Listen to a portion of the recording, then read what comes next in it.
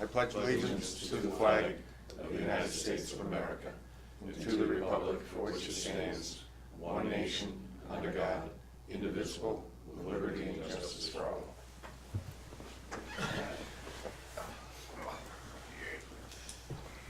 Call to order the annual board meeting for Jefferson County Local Development Corporation, October 1. Privilege of the floor. Ted, anything today?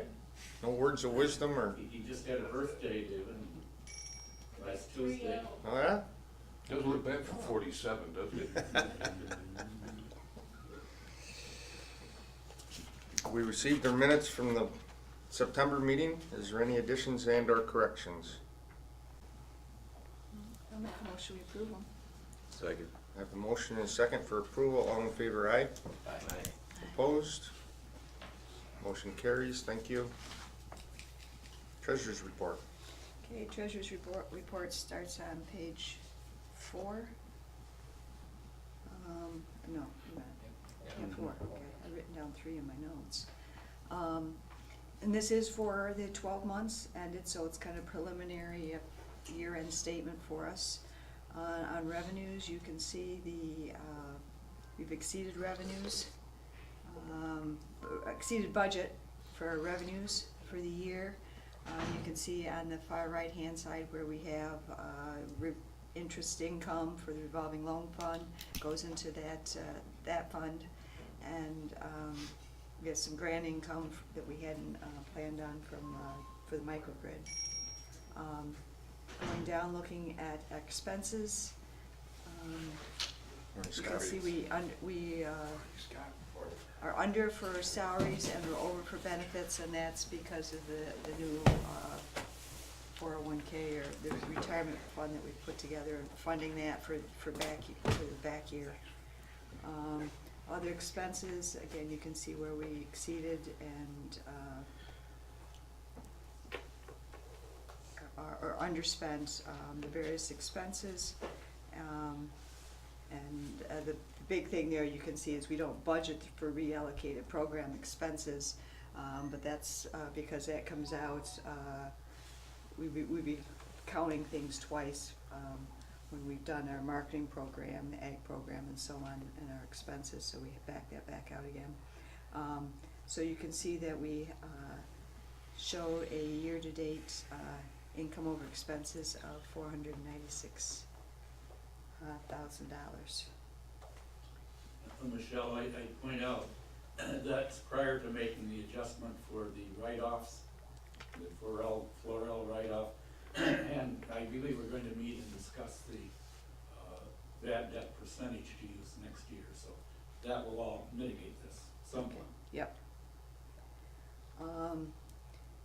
Page 5, we have the manufacturing expenses, and you can see here where we did underspend in those expenses for what we had projected or budgeted. On the marketing program, just a little bit underspent on that one. We did spend most of our marketing monies. And on the ag program, we exceeded it, and we knew we would because the amount we get from the county on that isn't enough to cover payroll and all the marketing and so on that go with for our ag program. So we're subsidizing that. You can see our balance sheet. We've got assets of $4,791,000, liabilities of only 111, so our capital is 4.7 million. And that includes obviously our loans and so on. Age receivables that we have included in here are our loans receivable. And let's see, whoops, stop doing that. And then cash receipts and cash disbursements. I really didn't see anything out of line there when I was reviewing that. Yeah. payables, we don't have hardly anything in payables. And check registers the disbursements. So that is our treasurer's report. Would you like to make a motion? I will make a motion, we accept them. We have a motion, do we have a second? I'll second. Any questions or discussion? One thing I think is worth noting for Jay would be, having completed a new year under the new organization where, you know, we did away with the Job Development Corp and the Ag Coordinators Corp. Under this umbrella, your budget, the resources being devoted to agriculture is greatly enhanced under the new structure versus the old structure. I think that's a great selling point to your committee. Yep. I think we should definitely make them aware of it, It's a very good point, Ed. because there was some apprehension there under the new structure that they were gonna lose some control, or if it was gonna be better off. I think I've said it before, but in support of what Ed just said, Jay has been deeply involved in several economic development initiatives now that this organization hadn't undertaken before. And having him here under the roof and providing the resources to make those things happen has been tremendous. And I think the future of economic development will, to a great extent, involve the agricultural sector. So glad to have him aboard. He is a pain in the butt sometimes, but other than On the motion to accept the treasurer's report, all in favor, aye? Aye. Opposed? Motion carries, thank you. Nominating committee? It's me. We met on Tuesday morning. You see the minutes of the meeting. We, at this point, like to put forward a slate of officers, a continuation of our existing officers for another year. Dave Converse, chairman, Ken Berto is vice chairman, treasurer, Michelle Patton, secretary, and Walter. And I'd like to make a motion that we re-elect these people. Lucky us. Okay, we have a motion, do I have a second? Second. Is there any other nominations or anyone else that foolish enough. discussion? All in favor, aye? Aye. Aye. Opposed? Aye? No. Motion carries. And we did talk about how long the officers had served, but also as pointed out, Don pointed out, you know, it's, we have, you know, our board, it's the same officers for the LDC and the IDA and the CDC. CDC, is that what it is? Yeah. So, CFDC, yeah. And for the IDA, we only have seven members on our board, so it's, you know, continuation of our leadership is important. We also discussed for the LDC vacant board seats, we came up with some names you can see in our minutes. A couple other people have some other names that they want to follow up with too on that. But we did recommend, we invite Richard Duval, the CEO of the Carthage Area Hospital, to join our board at this time. He has expressed an interest. It would be great to have someone from that area of the county, and also good to have someone representing the health services industry. So I make a motion that we invite Mr. Duval to join our board, the LDC. I'll second that. I'll call your attention to the little bio that he provided, Yep. and a quick discussion with him. Again, I had several discussions about this, but again, yesterday, is that very excited to serve and anxious to help in any way we can, so I think it's very good choice. Great. Okay, And we are allowed to have 10 people on our board. 10? 11. 11. On our board, so we just have, On the LDC, we just have the 8 ID right board now. is separate, right? And this will actually be an appointment from the IDA. Oh, so we should be voting this on the IDA We board will have to vote for it on the IDA. instead of the LDC, it shouldn't be. Yeah, this is anything. informational. Yeah. Yeah, this information, okay, that's right. I forgot that. Well, that's- That came up It's in our hard meeting. to Keep track of who's doing what to whom. keep track. That's fine. Okay. Governance Committee.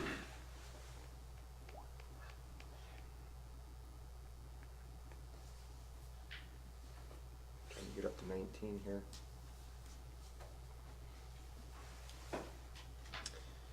The Governance Committee met on Tuesday also, doing our annual reviews with regards to our bylaws, mission statement, performance measurements, and like that. And we sent forward to the board to, I guess we have to make a motion to update them or approve them. And knowing that with some of the changes coming down from the state and the EDC, that we will have to look at these again here, probably sometime in the next 6 months, whenever we get further guidance from them. So with that, I'd entertain a motion, Mr. Berto, to approve our bylaws, mission statement, performance measures, policies, and procedures. Do I have a second? Second. Any discussion, or, there's only 93 pages, Yeah. you know, Were there any changes? no changes. What Dave is referring to, some of you may not know, but the New York State Legislature has passed some new language relating to how economic development is done in New York State.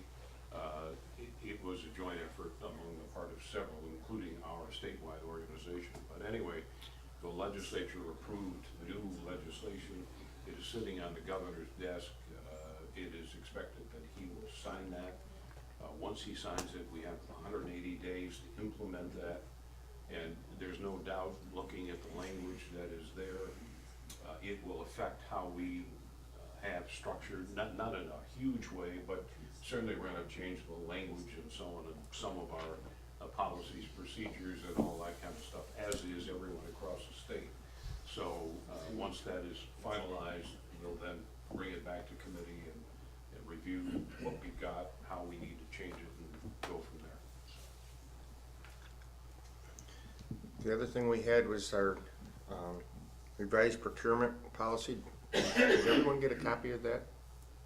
Was that It's in the packet, It's in there somewhere. Dave. yeah, buried in there?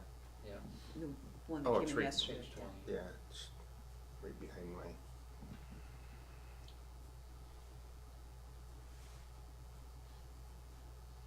Dan, you wanna just touch base on just the changes that was made to that? The language was a little bit ambiguous in the last policies that we had. And we think this really, without getting into great detail, we think it just clarifies what we do and how we do it. And it was really meant to, you know, as we do these things and you start using them as a practical device, you realize that there's some ambiguities in it, which lead one to question. So what we do is rewrite language that takes out the ambiguity. So it doesn't really change the practice much. It just makes sure we all understand what it says. It also protects if we get an audit, the comptroller or whoever's doing it can say, well, are you complying with your own policies? So. Okay. One question I had was reading the single source part of it, and it sounds like that kind of wipes out any other requirements we have, because it's a situation where there may be 2 or more contractors, but we decide to go with one for whatever reason. Does that negate everything else we have in there, because it doesn't narrow it to anything? That's pretty broad. Well, as a matter of practice, Michelle, we know we're a community organization, and you're right, the language may lead us to having a little more flexibility, but we know we have to reach out and be fair with our community, and always have as a matter of practice. So, you know, if you're uncomfortable with that language, then we can change, but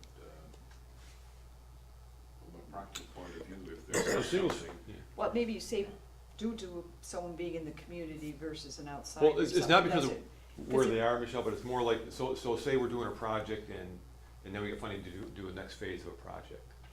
And at that point, rather than try to rebid it, the idea is that you may realize, okay, at that point in time, we're gonna get the best service because with someone that's already familiar with the project, instead of rebidding and having someone else come in and start from scratch, you know, so it's where there's a certain connection or expertise or previous, you know, association with the project, so you're not starting from scratch, you're getting better service in that way. It's not just saying, because of Yeah. local, we're gonna pick them. I think within this, it says, states with proper justification, so at any point in time that's done, there should be a justification, reasoning for it, because otherwise the comptroller's gonna look and say, sure, you're just using this, Yeah. you know, if we get audited, or when we get audited. The first consideration typically is, are they local? I mean, are they a county entity? Yeah, no, I agree with that. The second consideration, if they're a county entity, is their expertise sufficient to, because we do some stuff which requires a rather specific kind of expertise. For example, the environmental that we're working at the airport, that requires someone with much broader experience than typically is found here in the county itself. So we have to reach out to be Lang Associates because they're a statewide group, professionals that do this for a living and they're recognized statewide. But as Dave points out, once we start down the road with them, even though there may be a bit of time that you know, happens between events, No, I understand what you're saying, yeah. you know, so. I just thought this was kind of broad. I You're understand right. when you use it, but it's very, very broad that can actually could negate anything else unless we do document with overriding considerations. Yeah, with the I think overriding- there needs to be documentation when, you know, reasoning Yeah, why and we've we're done- doing yeah, that. and typically, anytime I've been involved with a single source contract, we usually attach, in fact, I can't remember what contract we did a couple years ago, but we attach along with that a Okay. justification for why we're doing a sole source or a single Okay. source. That usually accompanies, there's a number of that. That's the only question I had, thank you. I think it might help you to put a little bit of an explanation to it. That is pretty broad, and if anybody were looking to shoot a hole through it and make a controversial issue out of it, that would be the one that singles it out, so if you could put like just an example of where. Justification. Yeah, justification, I think it would put people's. These are the circumstances which. Negate the bigger. Those are good points. Yeah, we can draft some language to. Do we wanna hold off on this until we have that clarified a little better? Have a good That day. would certainly, yeah, sure. We'll just do it next month. Sure. Then we will table that for next month. By the way, this is one of those policies and practices that are being examined right now by the best practices of EDC. So my bet is we'll change the language and then we'll have to change it again, just so that everyone To is keep it, aware that's coming. But I think those are good thoughts. all right, unfinished business. Nothing? Counselor? No. Could you be more specific, Jim?